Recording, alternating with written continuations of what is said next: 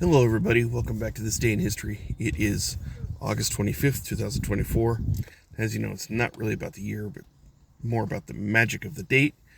And I have to forgive my hair. I had my windows down while I was driving, and so wind-blown hair. um, Today marks a special day for me. Uh, it is on this day in 1993 that I came back home from the army. I was only in for 26 days. I had I've had arthritis in my knees since I was 16, or excuse me, since I was 10. Um, had not had any arthritic flare-ups in my knees from the time I was 16 to the time I was 18.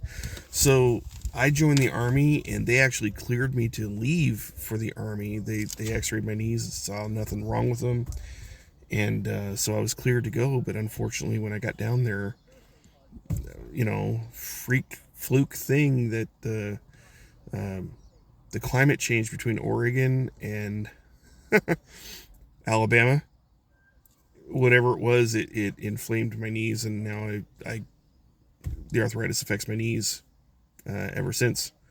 I had a 2-year break from it. Thought it was growing pains, that I'd outgrown it, but clearly not. So that's what August 25th means to me, is that it was the day that I came home from the army, and I wish I could have stayed in the army. I left bright and early. It was like 7:30 in the morning, I think, is when my flight took off from Portland on July 31st, and then I got home. It was about 11:30 at night on August 25th, day before my uncle's birthday. Um, my my uncle, my mom's older brother, his birthday's tomorrow. So I came home the day before Uncle Roy's birthday. It just wasn't meant to be for me to be in the army, I guess. I mean, I wanted to join the army to serve my country. I wanted to be an Army MP. I wanted to be a military policeman because I had aspirations of becoming a police officer. That's what I wanted to do with my life, was to serve my community and be a cop like my stepdad was. Um, he was my motivation in life. He was a good man, and I miss him terribly.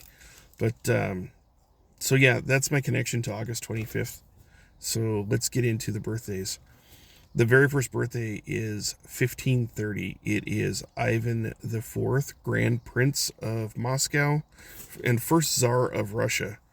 You would know him as Ivan the Terrible. Uh, he was a little bit of a conqueror.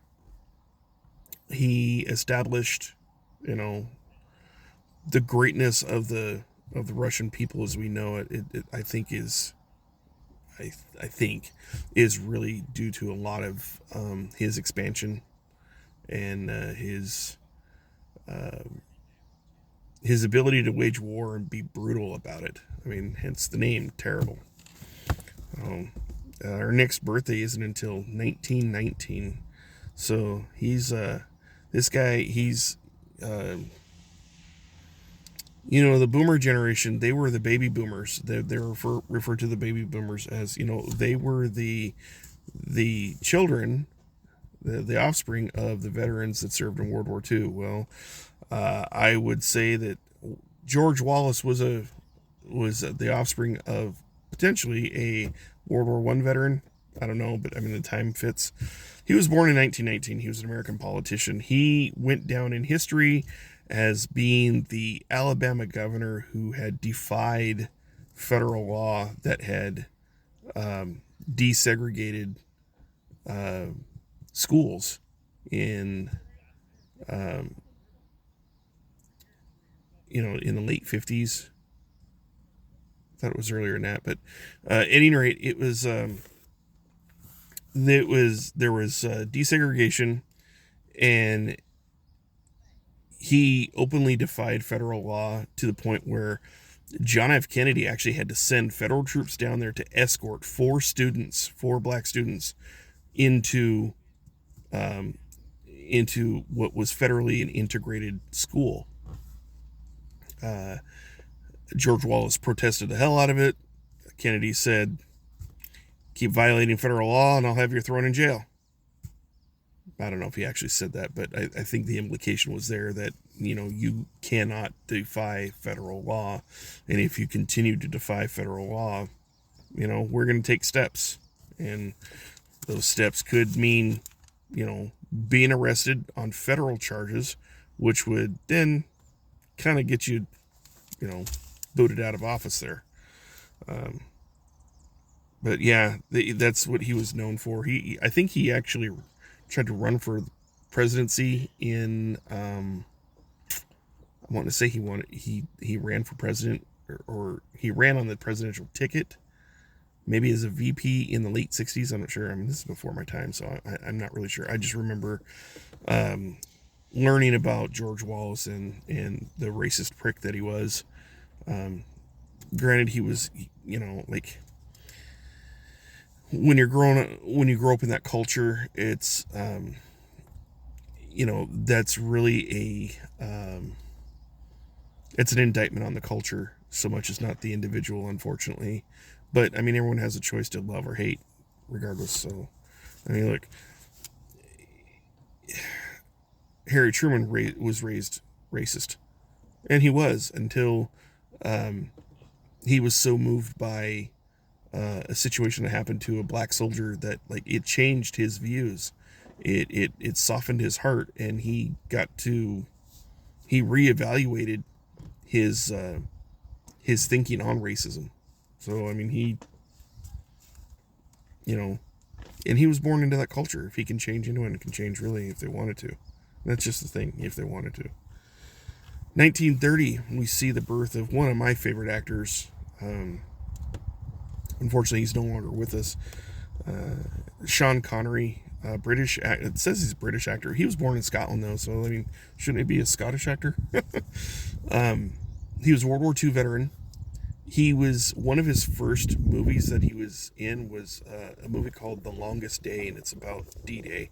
And he actually played a soldier, a Scottish soldier, who was tasked to taking one of the beaches, or maybe it was one of the rock cliffs or something. I'm not really sure, but like he had a small cameo in that movie where he essentially played himself.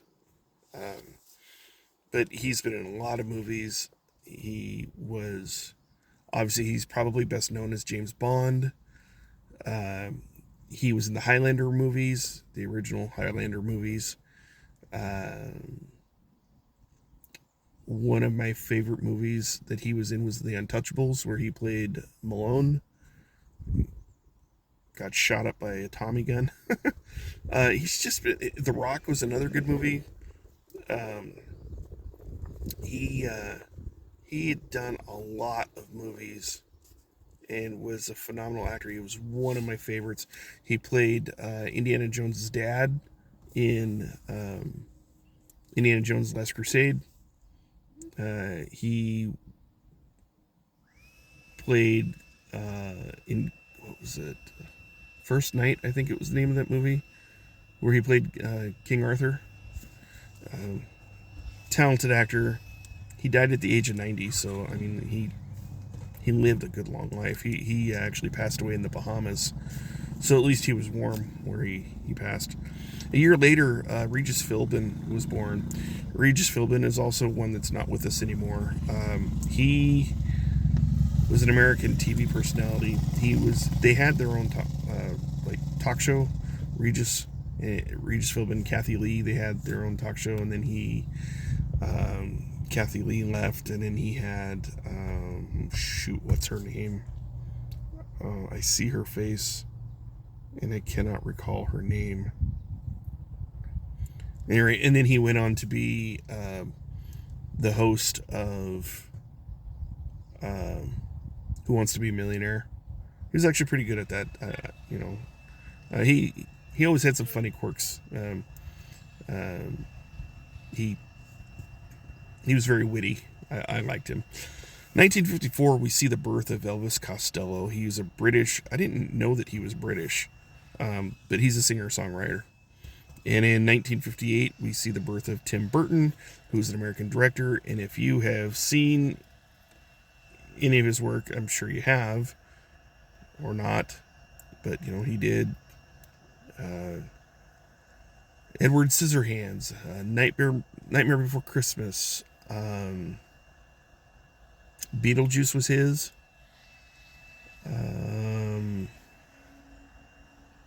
He did the first two Batman movies in the 90s, I believe. I think he did the one. I think he did both Batman movies where. Oh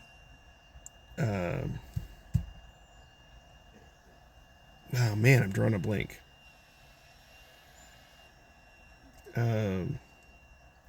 Michael Keaton, was that his name? He played Batman. At any rate, so happy birthday, Tim Burton. Happy birthday, Elvis Costello. Because the rest of you guys, y'all did. So let's get back into the history of it. We go back to 325. In the year 325, the Council of Nicaea convened. It was the first ecumenical council of Christian church. It was called to order by Emperor Constantine I, and they settled the issue. They settled the controversy of Arianism. And Arianism is basically, it was the argument that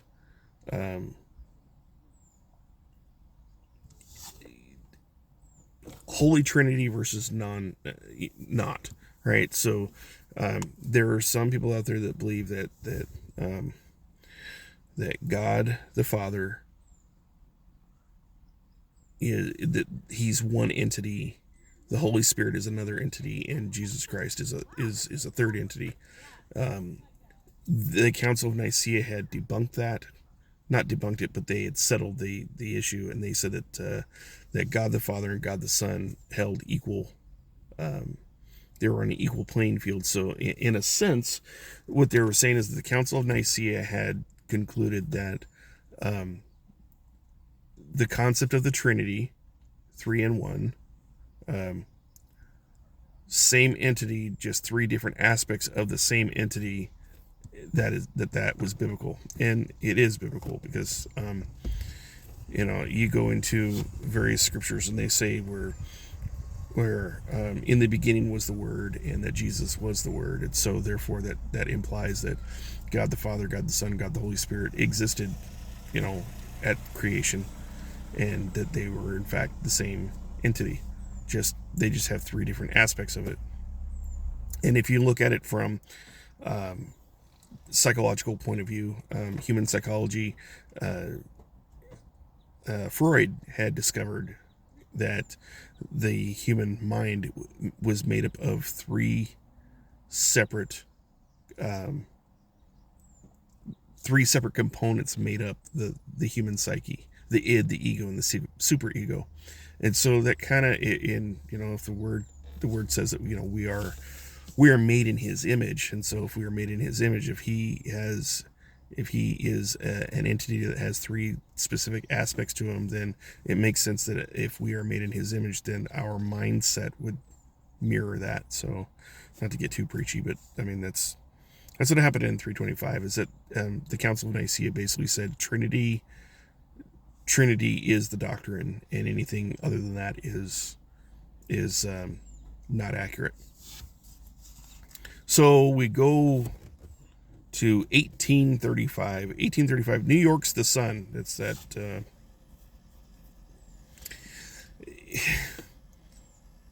it's the tabloid magazine, The Sun, right?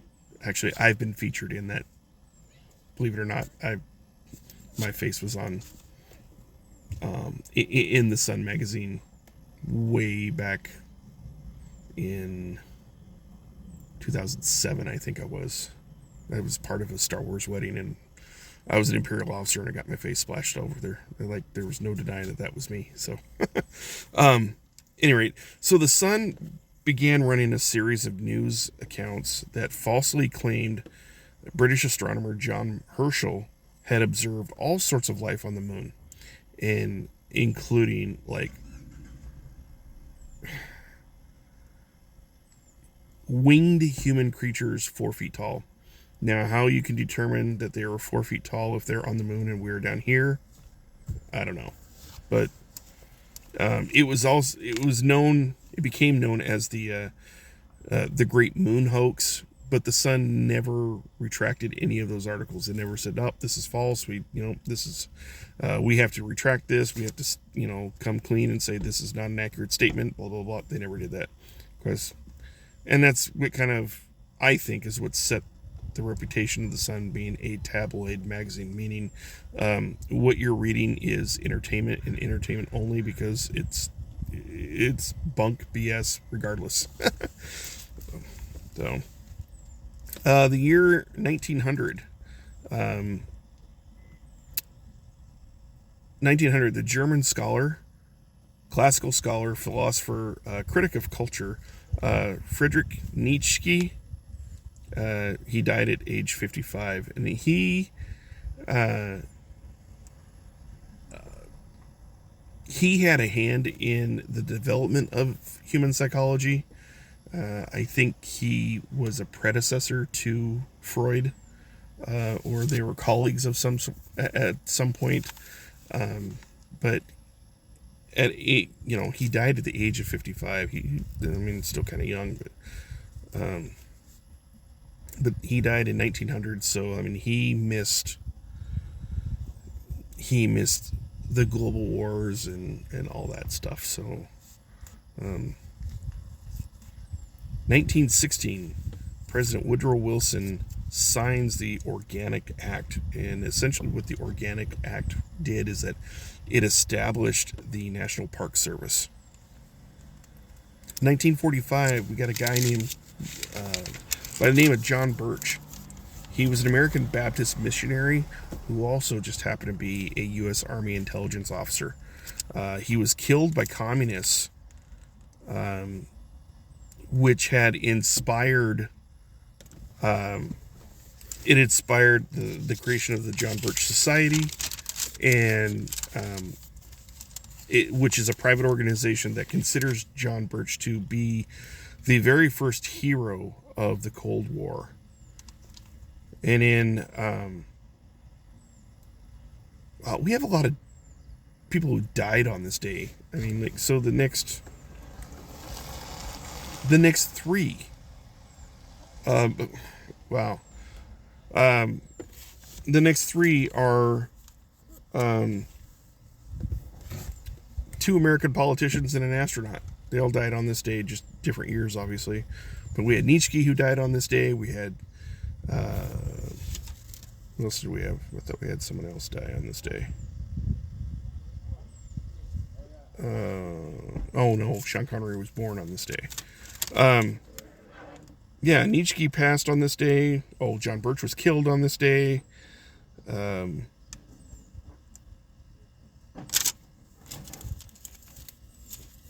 Lifelong Democrat, belonged to a predominantly Democrat family. They were they were like one of the royals of the Democrat Party. I would throw air quotes there, royals. But one of my kin, the year is 2009. Ted Kennedy passed away at the age of 77. And, say what you will about the Kennedys. I'm related to him. So, he spent a life of service to this country, and that is something that should be celebrated. He had a lot of personal issues. The Chappaquiddick incident didn't really sit well for him. That's probably what cost him. There's no doubt about it. That is what cost him his presidential run when he ran for president. No one took him seriously, because how could they? He was a great statesman in the fact that he produced a lot of bills that were intended to help the American people, like the elderly and the like. But unfortunately, Democrats do what Democrats do, and they may produce well-intentioned bills, but at the same time, these bills end up costing the American people boatloads in taxes. Just, hey, he's my kid and I'm telling the truth. That's what it is. I mean, that's how it works. 2012 U.S. astronaut Neil Armstrong. He was the first man to set foot on the moon. He got involved in politics later in life too, I believe. He died at the age of 82. And the last person, another politician, they called him, they said that he was, in Congress. When I think of Congress, I think of the House of Representatives. I think of those, but technically speaking, Congress refers to both the House of Representatives and the Senate. McCain was a senator. It is on this day in 2018 that the maverick of the Republican Party, John McCain, would pass away at the age of 81. I liked him. He was a Vietnam veteran. He was a Navy pilot. I know I have friends that don't like him. They think that he should have been brought up on criminal charges and stuff, and because he was an admiral's son, he kind of got squashed. I really don't know about that, but I know that he too was a man who dedicated his life to the service of the American people by way of being a politician. So there's that. So the featured event for today, what happened on this day in 1944? Paris is liberated. 2 months after the Allies had invaded Normandy, they roll into Paris. They liberate Paris, France, from the German occupation. This is World War II. During World War II, obviously. The Free French 2nd Armored Division under General Jacques-Philippe Leclerc entered the city. And, big, huge parade. They were met by Parisians all over, adorned with affection, flowers and whatnot. And so they were regarded as the heroes of, the heroes of Paris, the heroes of France. They liberated France. They booted the Germans out, and it was kind of the beginning of the end. Today marks the day that, it's 80 years ago today that they boot the Germans out of Paris, and then after they withdrew from Paris, then it was on to, all the other cities going eastward, and eventually they would hit Berlin. They would get to Berlin, well, the Russians did, in April of the following year. So that's it for this day in history, and we'll do it again tomorrow for August 26th. So have a blessed day. Take care. Be well. And we will be back here again tomorrow. We'll do it all over again. All right. Take care. Be well. See ya. Bye.